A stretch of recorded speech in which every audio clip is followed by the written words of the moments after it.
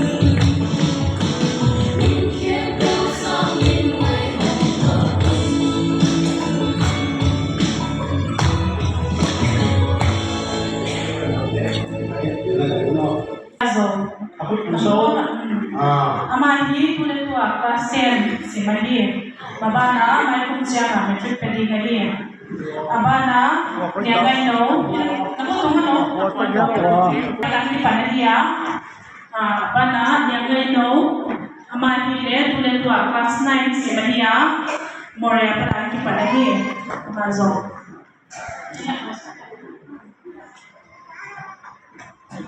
Abana Miss Yang Wan Kim.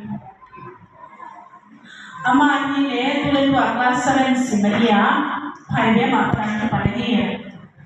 abana Mr. Thang Swanal amahile tule tu in class 7 asima bazong 20 na pada ki pada hi abana teaching hoi nuam amazong tule tu class 7 simania kambo me ma pada ki pada hi ama abana gin min thang mahile tule tu in class 6 asima zobuna pada ki pada hi abana mangwan lal amazong tule tu in class 6 asima thaibe ma pada ki pada hi abana miss kim ngai ne mahile tule tu in class 5 asima likhaya pada ki pada hi abana mangolun tule tu in class 5 asima amahile tonza pada ki pada hi abana Jainabati Riang Anjali Riang Zongkatiwa mahi tule tu in class 4 asima Cambrai Tripura pada ki pada hi abana Master Hamrun Thang hile class 3 tule tu in asima amahi 4 pada ki pada hi abana Master Khailian Thang hile tule tu in class 3 asima amahi tingka khaya pada ki pada hi abana Khaimwal Lian hile class 2 asima tule tu in amahi hyang zawa pada ki pada hi abana Lalmin Lian zong tule tu class 2 simahia amahi zonguno pada ki pada hi abana Miss Nemsem Kim hile class 2 asima Kuangkhai Zanga pada ki pada hi abana Sumit hile class 1 asima tule tu in Cambrai Tripura pada ki pada hi abana Jinghao Siam hile Singara pada ki pada hi abana Kapkhan Kual hile Tuai Tiang Phaya pada ki pada hi ya Thai sama bangun Jinghao Siam le Kapkhan Kual hi tu home study break ta pada hi ho hi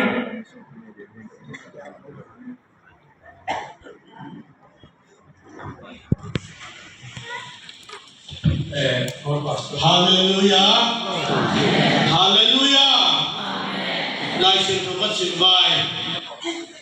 Me thai here. Now bang pani lute here. Tagate borgen thei. Na borgen thei di USD. Amaute na borgen thei wa kakunga koma. Anghatule. Anghat nahu kathung nahu angai kenge ngei di nahi. Wajib kathang paina asal put khadinga nam saw in no te kan khadinga wajib na siteu mei thai sodinga na ta te upanei lo taga asuli wal jota hen amen tuni saw bulanga veina in tusikalin ata sakte panging le amate le simna in koding le anne ata te in koding in Pasienin, pabaite pa pasienin, atangin, Eliel